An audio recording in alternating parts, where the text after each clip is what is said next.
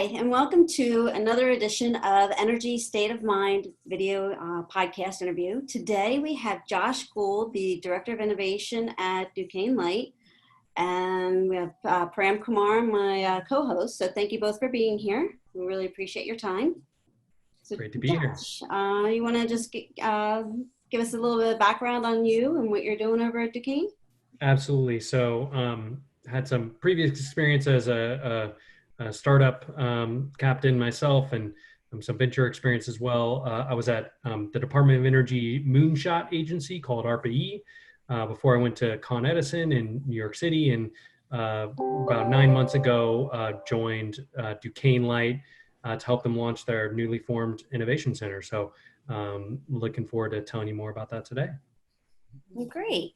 So one of the things, as we were talking, one of the points you had made is that when you're innovating for the industry, a lot of times what you really have to do is kind of just look where you're going. You have to see where you've been. Can you expand on that? Yeah, absolutely. So I think we only need to look back at the last decade or two in the utility industry to think about why innovation is just so important. There's so many developments in the last 2 decades that started off as seeming, this is small, this is sort of ancillary to the utility business model. And it turned out to be kind of utilities' core business. So a couple examples of that, renewables, certainly, energy storage, energy efficiency, DG, EVs, and I think utilities who were ready to embrace those changes and be proactive in embracing that and enabling customers to use these technologies and adopt these technologies are in a much better place than those utilities that haven't been historically. So I think the first step around bringing innovation into a utility is kind of realize you have a problem, you have a challenge, and I think the first step to realizing that problem is only to look back at the last couple decades. So that's kind of where I would start thinking about where we're going. First, let's think about what's happened over the last few decades. So following up on that, do you think that in the last decade, for instance, the utilities have or have not done a very good job overall in terms of putting resources, energy, and time into innovation? So I personally have seen, I don't know if I would go so far as to call it a sea change, but an increasing acknowledgement that if not addressed actively and if not sort of resourced adequately, innovation isn't just going to happen at a utility. It's not just going to magically bloom, and it requires effort. It requires focus. It requires executive support and alignment. And so, frankly, I think from the outside of the utility industry, it looks like utilities aren't moving fast enough. On the inside, at least with sort of veterans of the utility industry who have been here decades, it looks like we're moving faster than we ever have before. So the truth is probably somewhere in the middle, to be quite honest. I see increasingly sort of acknowledgement that innovation is critical and we need to staff and resource it accordingly. But I would call that a evolutionary process versus a revolutionary process. Definitely. In the past, when I have made this comparison, a lot of people compare the telecom industry, for example, with the energy industry for innovation and how innovative the telecom business has been. And I've asked the question to a lot of energy executives. If you look at the telecom innovation, every single one of them came from outside the industry, whether it be the smartphone or internet or connected gadgets or Internet of Things, whatever you want to call them. So the question I've asked energy executives is, how are you going to make sure that you're not going to how are you going to make sure you're not going to get bypassed on the way to innovation? And one of the answers that a very frequent answer I've gotten is, it's not just us. you also have to go and talk to those regulators who will help us in maintaining much, there are lots of restrictions that they have to operate under. And some of those regulatory mechanisms kind of hold back innovation. So in that context, what's the advice you give both regulators and the utility executives in terms of navigating these waters? So I think it's hard to overstate the ability of regulators and regulation to enable innovation. I think it's critically important. But I also think, so I think a couple things. So I think it's critically important, but I also think there is a lot that utilities can do inside the existing business model. And it is not an excuse to delay innovating until we have a perfect regulatory structure. That's certainly not the case. The other thing I would say about partnering and working with regulators to drive sort of mutually beneficial outcomes is particularly, at Con Ed, when I was there just kind of a couple months ago, what we saw in the kind of regulatory context there was if you could go to the regulator and bring stakeholders with you and say, this is why, and make a objective, credible case, this is why it is in the customer's best interest to do X or to change Y. I can't make a blanket statement for every regulator everywhere, but in general, regulators tended to be receptive to those changes, provided that we can, again, objectively and demonstrably show that it's in the customer's interest. So I think we need to be, as an industry, proactive about that, thinking about, how can we find, it's corny to say, but it's true, but how can we find those win-win-wins? When I say win-win-win, stakeholders, customers, utilities. I think New York, again, has shown the way in a lot of different respects. But I think that's what's incumbent to changing the regulatory structure. And personally, I think it's possible. It just requires some work and being proactive and demonstrating how what is being proposed is in the customer's best interest. Good. So, I guess to add on to that, for the utilities to benefit from innovation and regulatory to benefit and the customers and everything, what are some of the key things that you're finding that, director of innovators and, need to engage in, and what do they need to do? What challenges are you facing and trends that you're seeing in the industry? Yeah, absolutely. So I think within the utility context, I think kind of three things are necessary. And the first is to have really strong executive support and alignment, ideally as high in the organization as you could possibly go, to the board, to the CEO. If you have that, pretty much anything is possible. If you don't have that, there are some things that are possible, but it's a much more limited set of kind of things that you can do and value you can provide. So I'd start there. It's the executive support and alignment, and it's just critical. The second is, utilities are made up of many engineers, and what we like to do as engineers, I kind of can't count myself as one. I had some education there at Con Ed, but I like to not count myself as one. But what engineers might like to do is to immediately jump to the solution instead of thinking sufficiently about the problem. And I see this in a lot of different contexts. So I know that sounds really kind of basic and maybe nebulous, but where I've seen utilities really drive innovation and partner effectively with third parties and others who can help them is they've actually spent that time defining the problem really well.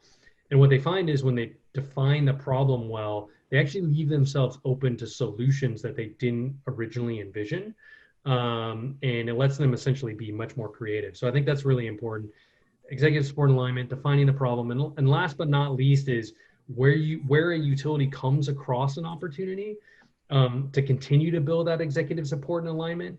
You have to do a good job of showing here's this particular opportunity, but here's how it helps us solve this strategic problem. here's how it ties into what we're trying to achieve as a utility, both sort of near term and long term. And you'd be surprised being on the inside, how infrequently we just fall in love sometimes with a vendor or a technology or a project, and we don't put it in the context of what problem is it solving and why is that strategic. Again, I think none of those things, the nice thing is none of those three things are rocket science: executive support and alignment, defining the problem, and then showing how the problem sort of addresses the overall strategy. But I would say it's rare that it happens all at once. And I really think that having those three things together, is really kind of I wouldn't call it magic because it's Sounds sort like of, common sense, but yeah, common sense that is all too infrequently followed, I guess is what right. Mm. Well, yes, common sense is not all that common as it should be. Yes.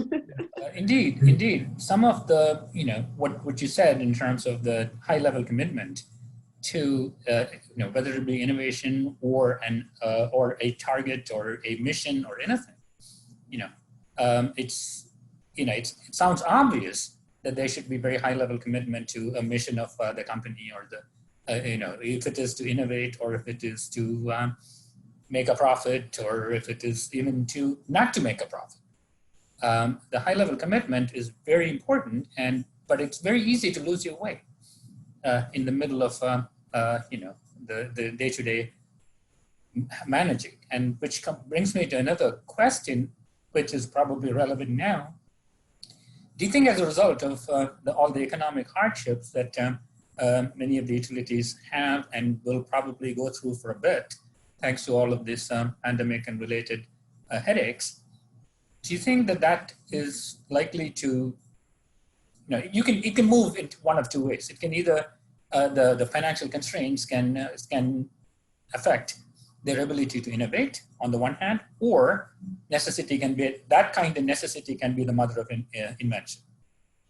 Yeah, so I think actually both of those things are true. It is in some way the financial situation that all of us are facing are in some ways a constraint, but they are also an opportunity. And I think what's really critical is if you have the appropriate executive support and alignment, you can then be flexible about the means and the focus of your innovation, meaning the world in the future does not look like the world we envisioned back in, let's call it February, right?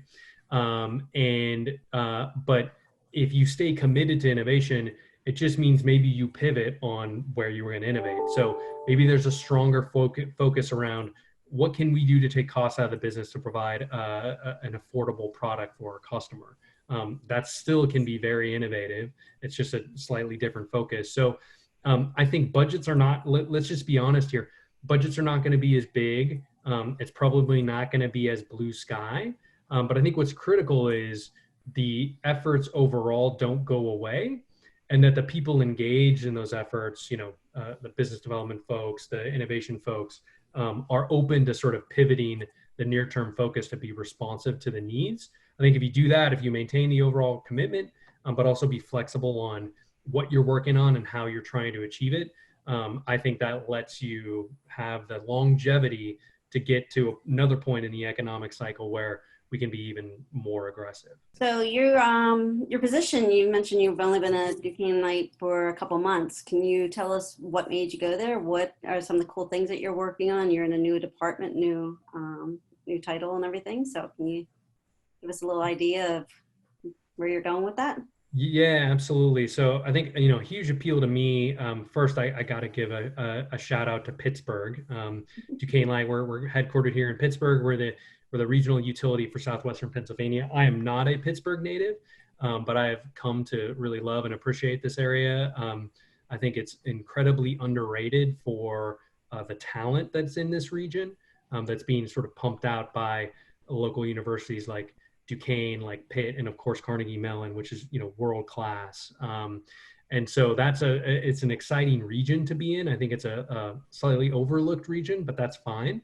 And I'm really bullish on the kind of long-term economic prospects here in Southwestern PA. So that's one. Two, starting a department and an innovation center from scratch is fun. Duquesne did not have a formal innovation function prior to kind of when we arrived. So building the team from scratch, building the function from scratch is really exciting. And then, being at a slightly smaller utility, so we're a regional utility, we've got about 750,000 individual customer accounts, and about 1,600 or so employees. The nice thing about that size is it's big enough that you can, as an innovation group, you can do probably everything that you could do at a larger utility, but it's also small enough that you can move faster. So that was a big appeal.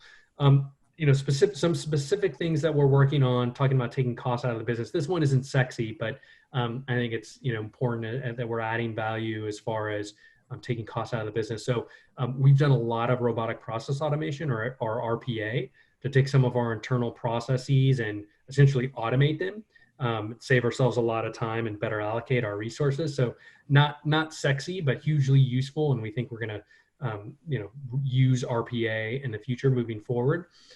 One thing that we're about to launch, this is a good opportunity to talk about, is we have what's called third-party attachments. So a cable company will put something on one of our poles, and in certain municipalities, we also operate the streetlights.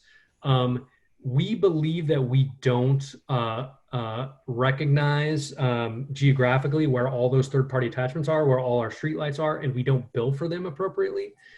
So we will be running an open innovation challenge to look for vendors and alternative solutions to help us geotag those third-party attachments and those streetlight assets, and then help recognize and sort of bill for them appropriately. Maybe it's not the sexiest thing in the world, but some of the technologies that we might use to address them, talking about drones, talking about LiDAR, talking about vendors who have been traditionally in the aerospace and defense space and haven't worked here. Personally, and maybe I'm just a geek, personally, I think it's going to be really cool. And I also love the kind of challenge component of it. So that's something that we'll be working on coming up, and look out for that. I think we'll make some public announcements about that pretty soon. Well, that sounds exciting. That's like we mentioned earlier, you have to think outside the industry sometimes, and here you're looking into the aerospace dynamics versus just a regular utility solution. So that's really cool. Yep. So yeah, shout out that if you're an innovator who has a solution in that space, kind of recognizing visually and being able to tag and analyze those assets. So third-party attachments are pretty small. Streetlights are a little bit bigger. We are open and interested in your solution. So bring it on. There you go. It's very interesting because last year I was at some conference or another, and there was this one presentation by somebody I don't remember who it was, but they were talking about the fact that a lot of the talk was all about the future of the Internet of Things, and one of the critical components is there's nothing that you can you can easily install parts in those gadgets that will quote unquote broadcast their own locations on a regular basis. The problem is this is a $2 gadget on the lamppost, and now you got to put an $8 transmitting device on top of it. That doesn't work. Yep. So that the trick in the Internet of Things, one of the tricks is for a while we were chasing high bandwidth. Now the point is, forget high bandwidth. You want to transmit low volumes of data, so low bandwidth but very cost effective mechanisms to get the data, even if it is a question of bouncing it off some other central location, etc. That's one of the areas. So yes, your innovation ideas are right working into that kind of mainstream of Internet of Things philosophy. Yep, and it'll be interesting too, because as we build and geotag these third-party attachments, like the cable boxes and the street lights and all that, the world is not a fixed place, and so we'll probably be looking for solutions. How do we how do we automate the updating of those assets as they're moved? And I think there's a lot of IoT related potential in helping us better sort of automate and keep those maps up to date once we build them. Thank you so much for joining us on our newly named Energy State of Mind video webinar, or video podcast, I should say, for the energy stakeholders of the future. We really appreciate your time. Thank you. Hey, this was a lot of fun. Thanks for having me. Yeah, it's cool stuff to talk about. Thanks, Josh. Yeah. Thank you very much. Thanks. All right.